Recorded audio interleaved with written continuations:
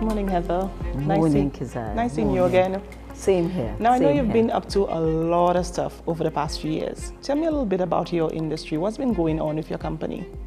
Interesting, as you know, the COVID time was a challenge, so it made us more focused and try and regroup and be more strategic in our planning. I never heard the story about how your business started. Tell me how that started. I was an insurance broker for over 15 years, and I was the insurance broker for the Golf and Country Club. And they obviously liked my style, my professionalism, my sales experience. So it wasn't just the golf club. They owned Cap Estate Saint Lucia Limited, owned all the land, the undeveloped lands in Cap Estate. So they needed somebody to sell the land. And I was recommended, and they gave me Mount Hardy development to sell, and I sold all the lots single-handedly. And they were so impressed that they established me in an office where I am now, which is Gate Park. And other clients, hearing that I was into real estate, asked me to sell their properties. And before I knew it, I was full-fledged into real estate, and I thought it was more professional to form a company, a separate company, which I did, hence Bellevue Properties. And my father, being the legal brain, he said, Heather, I've taught you and brought you up. Nobody owns you. You need to buy that plot of land. So we bought it, and the rest is history. Oh, wow. Now, Bellevue, that's very interesting. I always like that name. Tell me, how did you come up with that name? I love languages, and French is one of my favorite languages. So I thought, what would typify real estate? And I said, Bellevue, that's a nice name, because Bellevue means nice views. And the whole idea of real estate is to buy properties with nice views. What propelled you to stay in this industry for so long? Well, I love real estate. I love meeting people, I love the outdoors, and I love selling. So I realized I enjoyed the business, and it's been quite a career. I represented a lot of international companies, and they would refer clients to me.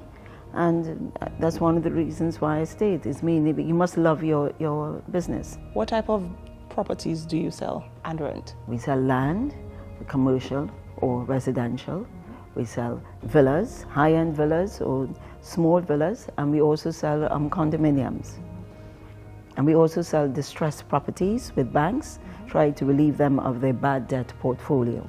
Okay. And what would you say is one of your, I wouldn't say favorite, but one of the best type of properties that you would like to work in? Well, the high-end villas. I love that. Yes, I like that, yes. As this one we are in right now, yes. Mm-hmm. What about your key partnerships? Because of course, over the years, you would have met a number of persons along the way, and they would have assisted you in getting to where you are right now. As I said earlier, I represented quite a few of these international companies, and they were my strategic partners, and we went on real estate exhibitions in England with them, and that was great visibility and introduced me to a variety of clients, some of whom I was successful in selling properties to them. And with an extensive portfolio, any new properties that you have right now, anything that will intrigue me?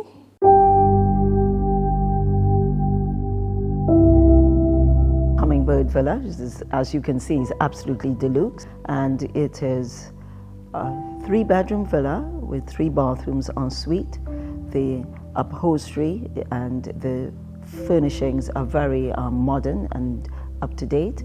And there is a 1-bedroom cottage adjacent, again fully equipped with a kitchen, modern black countertops, kitchen countertops.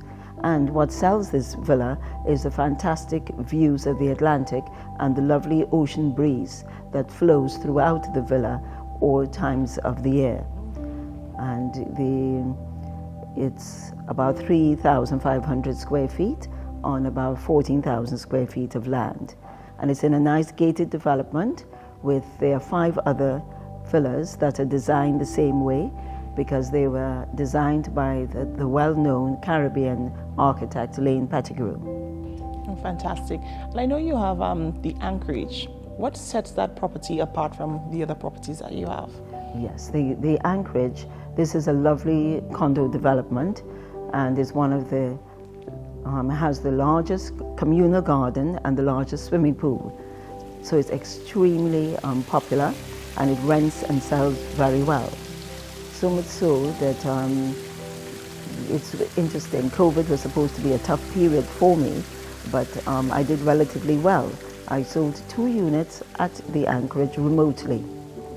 And one of them is an interesting story. He is a gentleman from South Africa who has never been to Saint Lucia. And he is a boat person, so he wanted a dock because a lot of these condos are sold with a dock. And he took a leap of faith. He bought the condo and he's living here now. And he could not be happier. He's just totally content with the condo, with Saint Lucia, what lovely people. And then I also sold another condo in Anchorage again, during COVID, remotely, a waterfront unit. So COVID has been good to me. Can you describe your typical customer across the spectrum? Because I know you do, quite a few types of properties. Yes, we have quite a varied clientele. Of course, the typical clients were the visitors to the island have been the European market, the British market, the American and the Canadian market. But with this citizenship by investment program, which has been very successful in Saint Lucia, it has attracted a new clientele. You have the Asians and the Eastern Europeans who want that additional passport. And the advantage of the Saint Lucian passport is that it provides visa-free entry into the Schengen countries. And when they come here, they love Saint Lucia so much that they want to buy properties, and then they come to me. I think I know the answer to this one, but what's your favorite part of the real estate industry? Oh, selling. I love sales, yes. And beyond the sales, what would you say really drives you to stay in this industry? Well, it's the versatility, the renting, and we also do a lot of property management. The hallmark of our success is the diversity of portfolio that we have, because we also do quite a few property management. So that helps sustain the business during the slow periods. What would you say sets St. Lucia apart from the other islands? What makes St. Lucia a prime destination, not only to visit so they could rent, but to make it their forever home? Of course, first of all, is the natural beauty of the people and the landscape and the rainforest and our iconic pitons. I'll never forget this very successful entrepreneur, Roger Meyer, who built Sugar Beach. And this was a very successful development. And they asked him, but what brought you to St. Lucia? And he's a very simple, humble man. And he said, the beauty of the St. Lucians, such lovely people.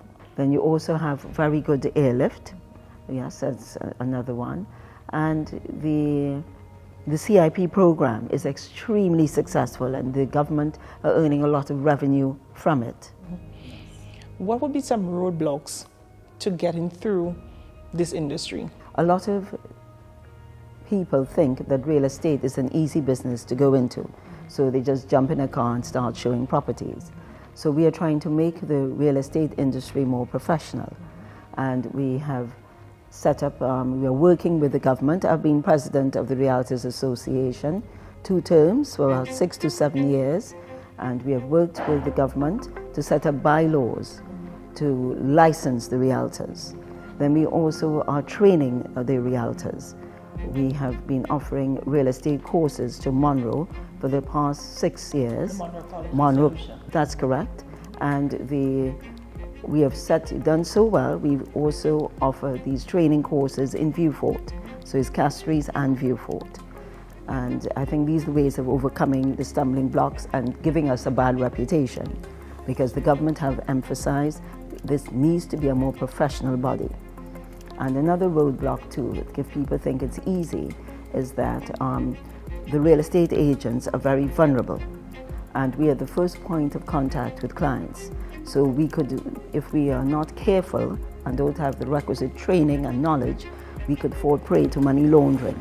Somebody will give us cash, that's always a signal, and we need to be aware of that. What would you give as advice for somebody who wants to come into the real estate industry now? First of all, as we had said previously, they must train. They have to be training, they have to attend the Monroe courses. They must work with a real estate broker or agent for 2 years before they can branch off. But the real estate industry is still doing well. You must always look at the pros and cons of business. The COVID has brought people are working remotely, and that is the way of the future. And people want to, so much so, they love Saint Lucia, so they can work remotely here and still enjoy the beauty of Saint Lucia. So I think the future for real estate is still good. And this working remotely will be a new paradigm for a long time coming. Fantastic.